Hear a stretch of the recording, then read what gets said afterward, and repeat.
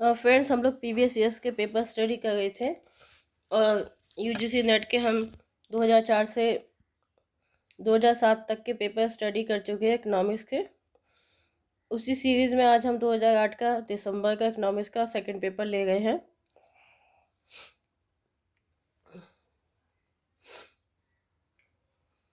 Friends, previous years के paper study करने के बहुत फ़ायदे होते हैं। एक तो इससे रिवीजन हो जाता है, दूसरा हमें क्वेश्चंस का पैटर्न पता लग जाता है एग्ज़ाम में किस तरह का क्वेश्चंस आएंगे, किस तरह के।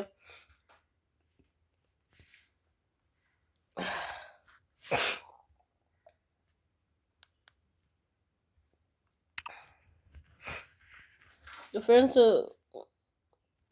सेकंड पेपर है इकोनॉमिक्स का 2008 का, इसको सॉल्व करते हैं।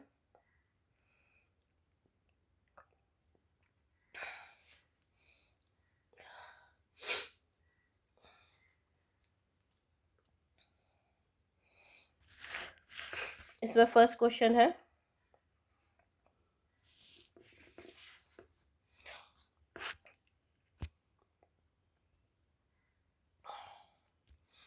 कॉप्स डगलस के उत्पादन फलन का मानना है कि प्रतिस्थापन लोच।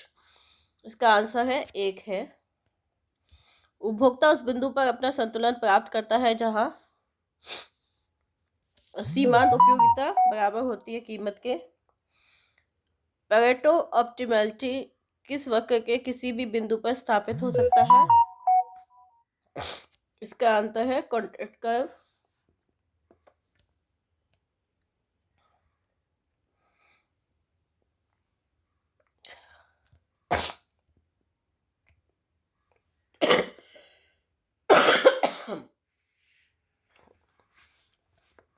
से के नियम के अनुसार बेरोजगारी किसके द्वारा समाप्त की जा सकती है?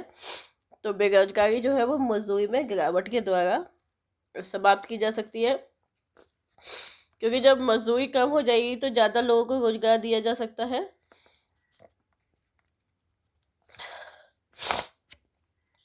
नेक्स्ट है,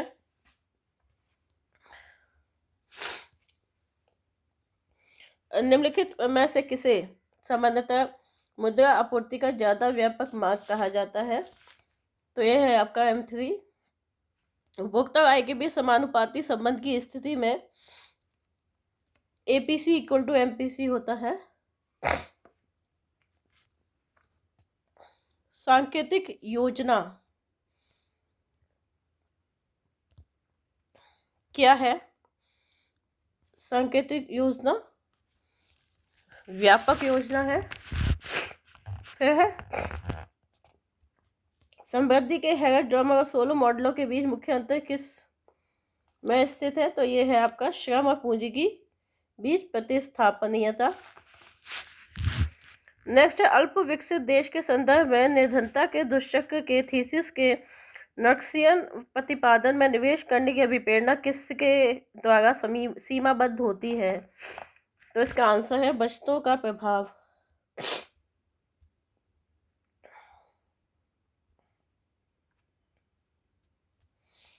फिर है, करों को बढ़ाने से प्राप्त धन किस कोष में जाता है? करों को बढ़ाने से प्राप्त धन समेकित कोष में जाता है। भारत के संचित निधि की व्यवस्था संविधान के अनुच्छेद 266 के अंतर्गत की गई है। आवर्ती प्रकृति की मदें किस बजट के अंतर्गत आती हैं? तो ये जो है आगम घाटा। कुल आगम और कुल व्यय के बीच अंतर क्या कहलाता है? कुल आगम और कुल व्यय के बीच अंतर कहलाता है आपका बजटीय घाटा।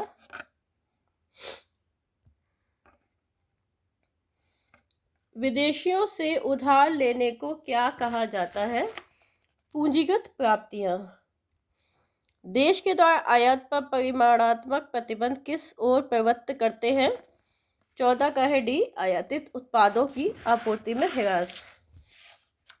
2007-8 के आर्थिक सर्वेक्षण के अनुसार 2006-7 में GDP के प्रतिशत के रूप में भारत के निर्यात थे, तो वो थे आपके 14%।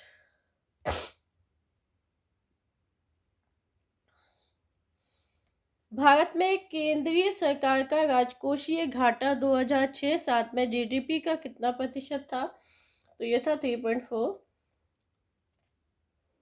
2007 की यूएनडीपी की ग्लोबल ह्यूमन डेवलपमेंट रिपोर्ट के अनुसार एसडीआई के संबंध में 177 देशों में से भारत का कौन सा नंबर था? तो ये था 128वां। 2006-07 में भारत में चालू बाजार कीमतों पर सकल देशीय बचत जीडीपी का क्या प्रतिशत थी? तो ये थी आपकी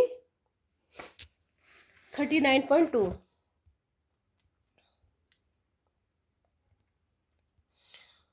एक्स और वाई के प्रतिपादन समीकरण में बी एक्स वाई किसके बराबर है? तो ये है आपके डी आंसर है इसका। निम्नांकित औसतों में से मूल माध्य वर्ग कौन सा है? Root mean square. तो ये है आपका द्विघाती माध्य।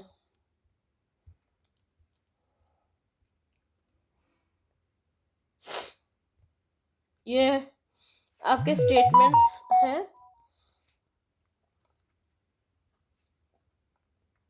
अल्पाधिकार के अंतर्गत समस्त फर्में अपनी अंतर्निर्भरता के प्रति जागरूक होती है। अल्पाधिकार के अंतर्गत फर्मों के मध्य व्यक्तिगत प्रतिद्वंद्विता विद्यमान नहीं होती। ये रीजन बताया है इसका कथन ए का। तो इसका आंसर है सी। ए सत्य है परंतु आर गलत है। फिर गिफिन गुड्स का मांग वक्र धनात्मक रूप से ढलवा होता है और रीजन बताया उनकी स्थिति में धनात्मक प्रतिस्थापन प्रभाव नकारात्मक आय प्रभाव द्वारा बहुत कुछ निष्प्रभावित कर दिया जाता है। तो 22 का है आपका ए आंसर।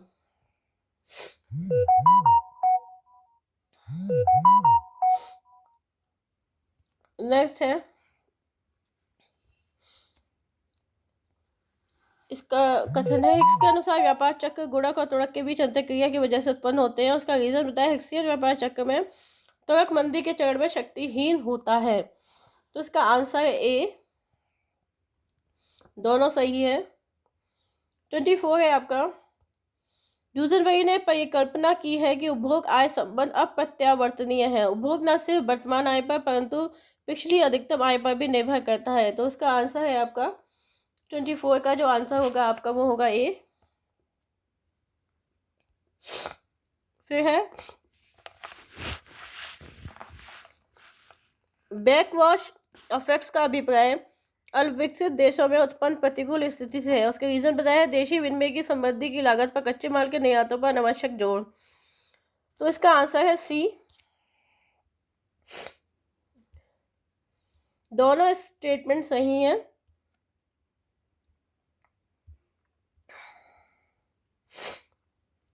नेक्स्ट है 26 है अल्पविकसित देशों में श्रम उत्पादकता के निम्न स्तर मौजूद रहते हैं। रीजन बताया यह भौतिक पूंजी के अभाव की वजह से होता है। तो इसका आंसर है डी। मतलब स्टेटमेंट दोनों ठीक है लेकिन जो रीजन है वो ठीक नहीं है। नेक्स्ट है 27 है भारत में ज्यादा से ज्यादा किसान खेती से जबरन बाहर होते जा रहे हैं। रीजन है उनका भूमि आधार ज्यादा छोटा होता जा रहा है। तो 27 का है सी। यानी कि दोनों सत्य है आर भी सत्य है। फिर जगदीश भगवती ने कहा है कि एक देश अपनी संबंधी प्रक्रिया में ये क्या है मिसराइजिंग ग्रोथ और व्यापार क्षेत्र में उन्नति का अनुभव करेगा। रीजन है देश के निर्यातों के लिए मांग की आय अधिक होती है। तो इसका आंसर है सी। दोनों स्टेटमेंट सी ठीक है और आर एक ही सही व्याख्या करता है। इसमें है 29 है समवर्ती विचलन के गुणांक की गणना विचलनों की दिशा के बीच की जाती है उनके विस्तार के बीच नहीं। यदि दो श्रेणियों श्रृंखलाओं के बीच सहसंबंध को बहुत नैमित्तिक रूप से अध्ययन करना वांछित है। तो इसका जो आंसर है 29 का होगा डी। दोनों सही है।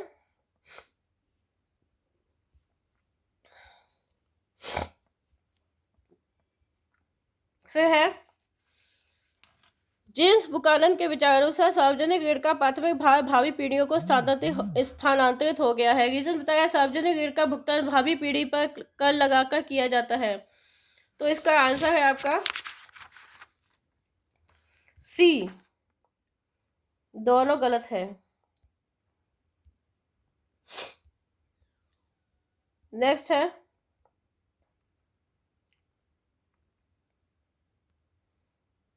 इसमें सही कालानुक्रम क्रम के विकल्प पर चिन्ह लगाना है। तो इसमें 31 है आपका, इसको हमें अरेंज करना है कालक्रम के अनुसार। 31 का आपका आंसर है सी। इसमें फर्स्ट आएगा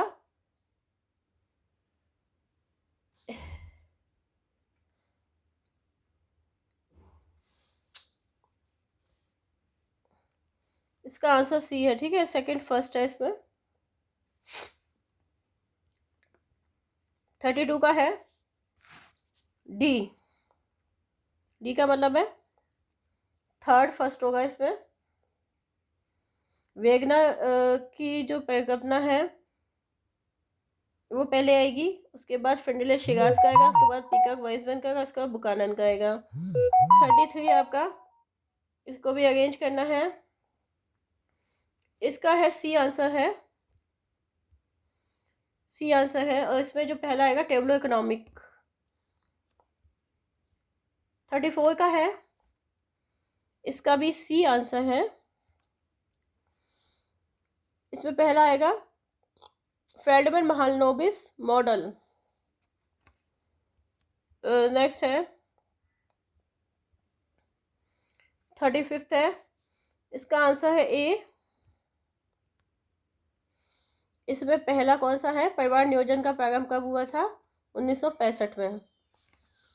उसके बाद आएगा विशिष्ट टारगेट ग्रुप उन्मुख कार्यक्रम, न्यूनतम आवश्यकता कार्यक्रम, प्रत्यक्ष निर्धनता विरोधी कार्यक्रम। 36 है आपका, इसका आंसर है बी। इसमें पहला आएगा सिंगापुर में जो WTO की बैठक हुई थी वो 1996 में हुई थी। उसके बाद दोहा में 99 में हुई थी, हांगकांग में 2005 में हुई थी, कानकुन में 2003 में हुई थी। फिर 37 का है,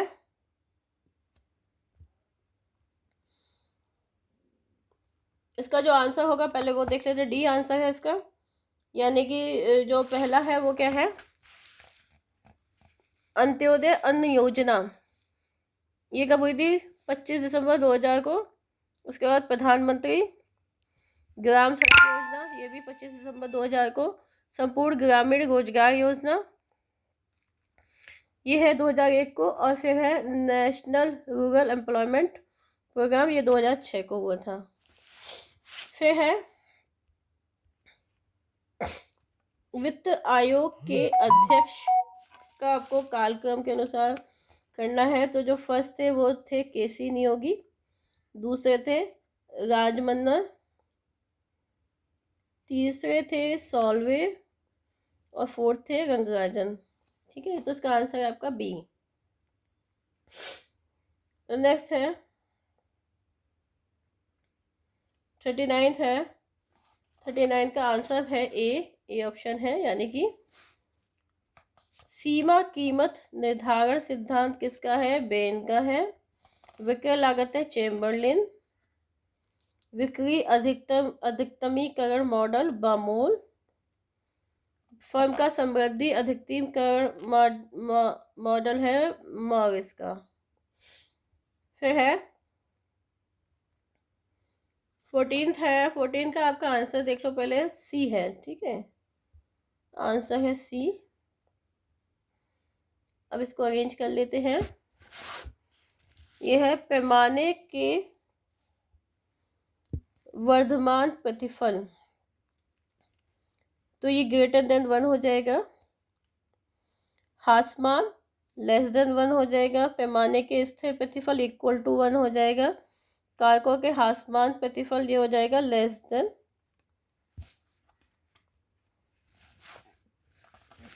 फिर है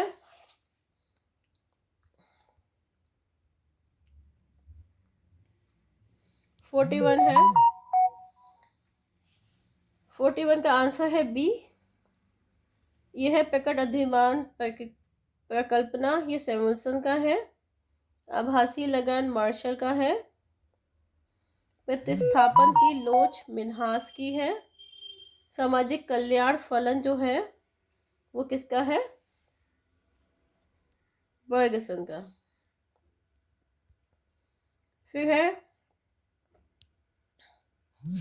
42 का आपका आंसर है सी, यानी टेबलो इकोनॉमिक क्या है, फ्रेंकोइस कोएने। जीवन चक्र प्रकल्पना फ्रेंको मोदिगिलियानी। ISLM ये किसका है, मुंडले। राष्ट्रीय आय लेखाकरण रिचर्ड स्टोन का है। फिर 43 है, 43 का आंसर है डी, जी। एक मिनट, 43 का देखना है ना,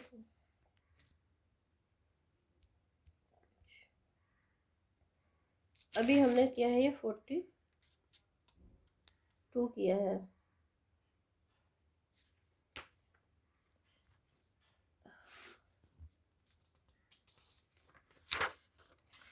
टू हो गया, 43।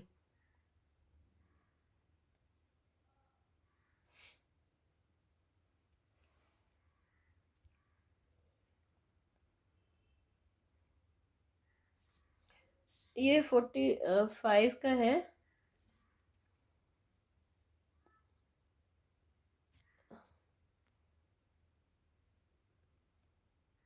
इसका आंसर है डी। पूंजी बाजार का विनियमन किस कौन करता है, सेबी करती है। चयनात्मक साख नियंत्रण RBI करता है। न्यूनतम समर्थन कीमत कौन है, CACP। और योजना अंतरण किसका है, गार्डगिल फार्मूला। फिर है आपका 46 का आपका आंसर है डी। फिर है आपका एक पैसेज दिया है, पैसेज आप इसको पढ़ लो, मैं इसे यहाँ पे इसको छोड़ो, या पॉज करके इसको पढ़ लेना।